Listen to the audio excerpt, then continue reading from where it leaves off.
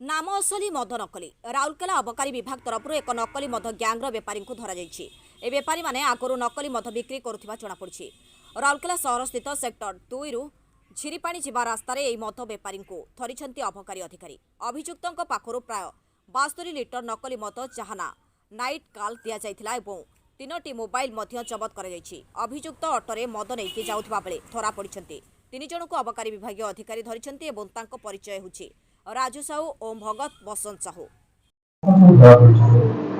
कल संध्या समय रे हमें गोटे रिलायबल सोर्स रे इंफॉर्मेशन पाइथिलु कि गोटे ऑटो रे किछिटा एक्साइजेबल मटेरियल जाउथे। तो हमें हमर रेंज रो किछि स्टाफ्स आ मोबाइल यूनिट राउरकेला रो किछि स्टाफ्स को हमें पठेइथिलु।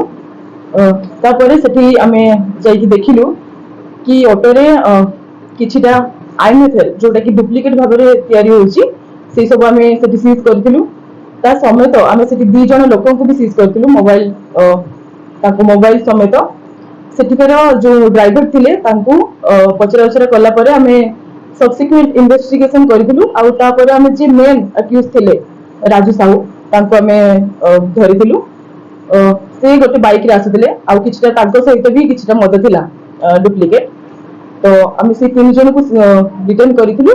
समेत गोटे ऑटो आ गोटे बाइक आम सीज करूँ। 72 लिटर पाखापाखि डुप्लीकेट मद आम सीज करूँ काली।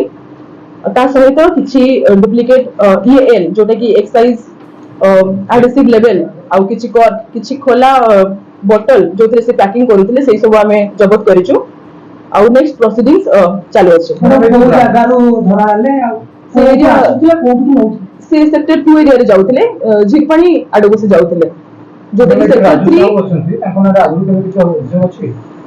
ताका मारे किछिटा हमें इंफॉर्मेशन पाइछु। ऑफिशियली किछिटा नथिला किंतु इंफॉर्मेशन थिला कि से प्रस्तुति करछन्ते।